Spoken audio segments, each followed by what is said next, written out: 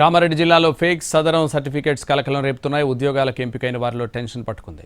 Medical board వైద్య పరీక్షల్లో నకిలీ ధృవపత్రాల భాగోతం బయటపడింది. దీంతో ఫేక్ సర్టిఫికేట్స్ ద్వారా ఉద్యోగాలకు ఎంపికైన వారి గుండెల్లో గుబులు మొదలైంది. శారీరక లోపాలు లేకున్నా తప్పుడు పత్రాలతో ఫేక్ సదరం పత్రాల ద్వారా దివ్యాంగుల కోటాలో 18 మంది ఉద్యోగాలు పొందారు. నిబంధనలకు విరుద్ధంగా ఉన్న సదరం సర్టిఫికేట్స్ రద్దు చేయాలని సమగ్ర దర్యాప్తు జరపాలని కలెక్టర్ ఆదేశాలు జారీ చేశారు. దీంతో ఉద్యోగాలకు ఎంపికైన వారిలో టెన్షన్ మొదలైంది.